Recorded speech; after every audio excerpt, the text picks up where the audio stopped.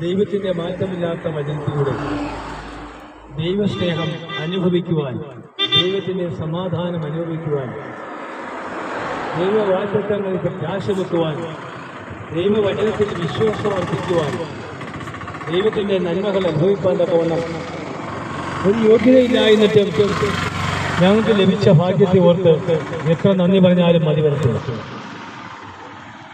അനന്യനും അദൃശ്യനും എന്നാൽ സമീപസ്ഥനും നമ്മുടെ ഹൃദയങ്ങളിൽ വസിക്കുന്നവനുമായ ദൈവത്തിൻ്റെ സാമീപ്യം അനുഭവിച്ചറിയുന്നത് എത്രയോ നല്ല സമാധാനം സന്തോഷവുമാണ്. ഈ ലോകം മുഴുവൻ നേടിയാലും എൻ്റെ ആത്മാവിനെ നഷ്ടപ്പെടുത്തിയാൽ എന്ത് പ്രയോജനം? അല്ല, നീ എന്ത് മറുവില കൊടുക്കും? ഈ ലോകത്തിലെ സകല മനുഷ്യർക്ക് വേണ്ടി സ്വയം യാഗമായി സകല മനുഷ്യരെയും ഭാവങ്ങൾ തന്റെ ശരീരത്തിൽ ഏറ്റുവാങ്ങിയവനാണ് ദൈവം. അവൻ ദൈവമായിരിക്കെ ദൈവമൊന്ന് സമസ്തവും മുറുകെ പിടിക്കാതെ ദാസരൂപമെടുത്ത് ഈ ഭൂമിയിൽ ഇറങ്ങി വന്നവനാണ് ദൈവം. താൻ പിന്നീടെടുക്കാൻ ഉദ്ദേശിക്കുന്ന ആ മനുഷ്യനെ രൂപത്തിൽ ആ മനുഷ്യനെ സൃഷ്ടിക്കുകയും അവൻ്റെ ആ രൂപത്തിൻ്റെ ജഡത്തിൽ വെളിപ്പെട്ട് മനുഷ്യൻ്റെ പാപമെല്ലാം ഏറ്റെടുത്തുകൊണ്ട് അവൻ്റെ പാപത്തിന് പരിഹാരമായി കാൽവരി ക്രൂശിൽ ഏക യാഗമായി തീർന്നവനാണ് യേശു. സ്നേഹത്തോടെ സന്തോഷത്തോടെ അത് തന്നെത്താൻ ഏറ്റെടുത്തുകൊണ്ട് തന്നെത്താൻ തൻ്റെ ജീവൻ അർപ്പിച്ചവനാണ് യേശു. അപ്പോസ്തലപ്രവൃത്തി പുസ്തകത്തിൽ പറയുന്നു, കർത്താവായ യേശു ക്രിസ്തുവിൽ വിശ്വസിക്കുക എന്ന നീയും നിന്റെ കുടുംബവും രക്ഷ പ്രാപിച്ചു. ഈ ഭൂമിയിൽ നമുക്ക് രക്ഷ പ്രാപിക്കുവാൻ യേശു ക്രിസ്തു എന്ന നാമമല്ലാതെ മറ്റൊരു നാമമില്ല. ഏതൊരു വ്യക്തിക്കും യാതൊരു പ്രതിഫലവുമില്ലാതെ അവൻ്റെ അടുക്കളയിലേക്ക് കടന്നു ചെല്ലുവാൻ, അവൻ്റെ സാമീപ്യത്തിൽ രുചിച്ചറിയുവാൻ, അവൻ്റെ സാമീപ്യത്തിൻ്റെ സന്നിധിയിൽ ഇരുന്നുകൊണ്ട് അവൻ്റെ സാമീപ്യം അനുഭവിച്ചറിഞ്ഞുകൊണ്ട് അവൻ്റെ നാമത്തെ കൂടുതൽ രുചിച്ചറിയുവാൻ നമുക്ക് ഭാഗ്യം ലഭിക്കുന്ന ഏറ്റവും നല്ലതാണ്. മോശയുടെ കാലശേഷം ഇസ്രായേൽ മക്കളെ നടത്തിക്കുവാനായി ദൈവത്താൽ നിയോഗിതനായ യോശുവ പറഞ്ഞു, ഞാനും എൻ്റെ കുടുംബവുമോ ഞങ്ങൾ യഹോവയെ സേവിക്കും. ദൈവത്തിൻ്റെ വചനത്തിൽ വിശ്വസിച്ചുകൊണ്ട് ദൈവം നടത്തപ്പെടുന്ന വഴികളിൽ ഉറച്ച വിശ്വാസത്തോടെ മുന്നോട്ട് പോയി പ്രതികൂലങ്ങളൊക്കെ തരണം ചെയ്ത് വിജയം കൈവരിച്ച ഒരാളാണ് യോശുവ. ഇസ്രായേൽ മക്കൾക്ക് കാനാൻ ദേശത്തേക്ക് എത്തിക്കുകയും അവർക്ക് ഭാവിച്ചു കൊടുക്കുകയും ചെയ്ത ആ ഭാഗ്യം ലഭിച്ച യോശുവ പറയുകയാണ്, ഞാനും എൻ്റെ കുടുംബവും ഞങ്ങൾ യഹോവയെ സേവിക്കും. ദൈവത്തെ സേവിക്കുന്ന ഒരു വ്യക്തിക്ക് ഒരിക്കലും ഒരു നഷ്ടം ഉണ്ടാകത്തില്ല. അവൻ്റെ ജീവിതത്തിൽ അവൻ നന്മയെ ഉണ്ടാവുകയുള്ളൂ.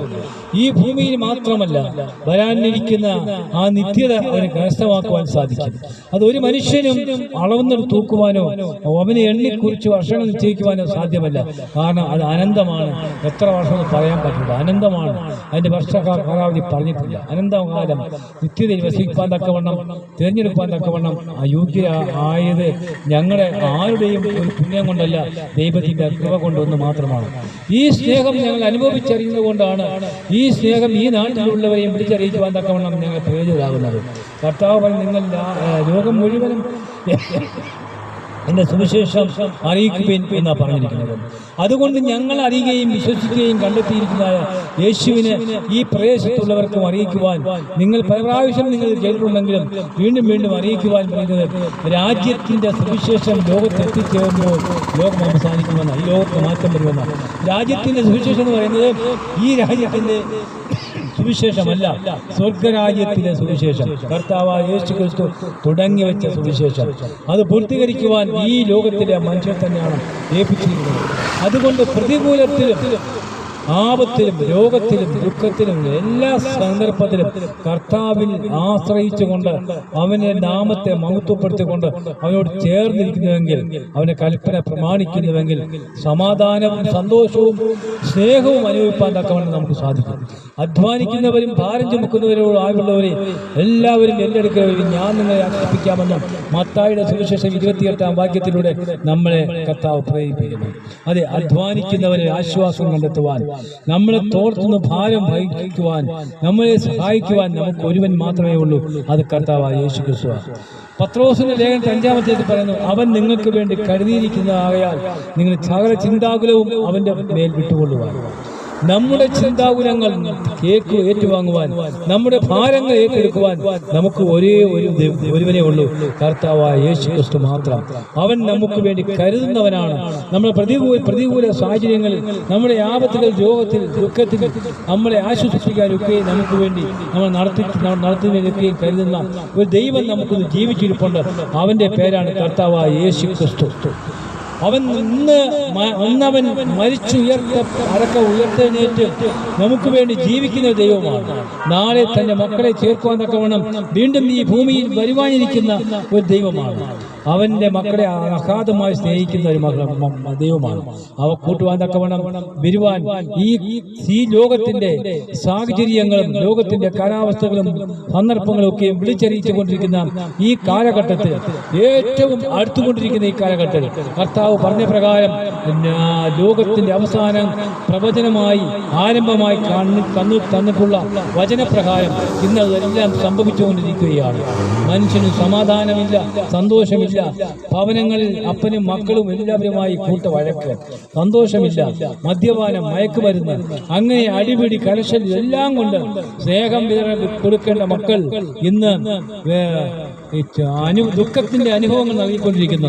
സ്നേഹം നൽകേണ്ട മാതാപിതാക്കൾ വിദ്വേഷത്തിന്റെ അനുഭവങ്ങൾ നൽകിക്കൊണ്ടിരിക്കുന്നു. അങ്ങനെ കുടുംബങ്ങളിൽ സന്തോഷമില്ല, സമാധാനമില്ല, ഐക്യതയില്ല, യോജിപ്പില്ല, പ്രാർത്ഥനയില്ല, ദൈവവിശ്വാസമില്ലാത്തവരായി മാറിക്കൊണ്ടിരിക്കുന്നത്. നോഹയുടെയും ലോത്തിന്റെയും കാലത്ത് സംഭവിച്ചതുപോലെ ഇന്ന് ലോകത്ത് ഭവനങ്ങൾ സംഭവിച്ചുകൊണ്ടിരിക്കുന്നു. അതുകൊണ്ട് ദൈവത്തിന്റെ പരിശുദ്ധാത്മാവ് പരിശുദ്ധാത്മാവിനെ വേദനിപ്പിച്ചുകൊണ്ട് ഇരിക്കുന്ന സന്ദർഭങ്ങളാണ്. അത് ദൈവത്തിന്റെ യേശുക്രിസ്തുവിന്റെ രണ്ടാം വരവ് ഏറ്റവും ആസന്നമായിക്കൊണ്ടിരിക്കുന്ന ഈ കാലയളവിൽ ഞങ്ങൾക്ക് ഒന്നേ പറയുവാനുള്ളൂ.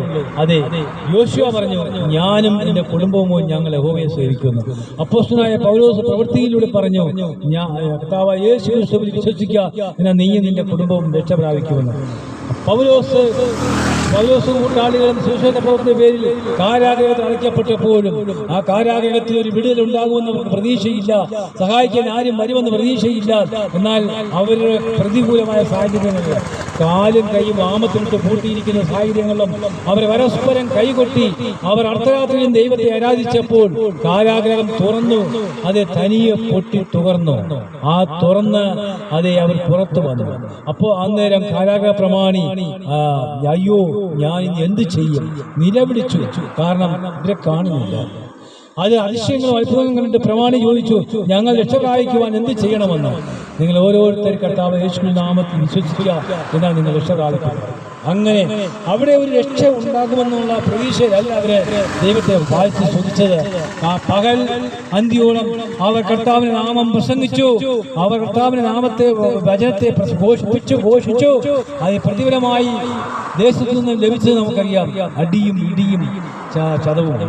അതിനെ കാരാഗ്രഹത്തിൽ അടച്ചു. അവർ യാതൊരു പ്രയാസവും കൂടാതെ, ഒരു ബുദ്ധിമുട്ടുമില്ലാതെ അർദ്ധരാത്രിയിൽ അവരെ ദൈവത്തെ മഹത്വപ്പെടുത്തിയ പേരിലോ ദൈവം ഒരു അത്ഭുതം പ്രവർത്തിച്ചു. ആ കാരാഗ്രഹ പ്രമാണം ഒന്നടങ്കം രക്ഷയാണ് സാധിച്ചു. ദൈവത്തിന്റെ മഹത്വം വെളിപ്പെട്ടു. അതുപോലെ ഞങ്ങളുടെ ജീവിതത്തിലും ഓരോ അനുഭവങ്ങൾ ഉണ്ടായിട്ടുണ്ട്. ഒരു പ്രതീക്ഷയും ഞങ്ങൾ ഇല്ല എന്ന് കരുതിയ സമയങ്ങളിലൊക്കെയും ഞങ്ങൾക്ക് രക്ഷയായി വന്നത് ദൈവത്തിൻ്റെ വചനം മാത്രമാണ്. കർത്താവായ യേശുക്രിസ്തു മാത്രമാണ്.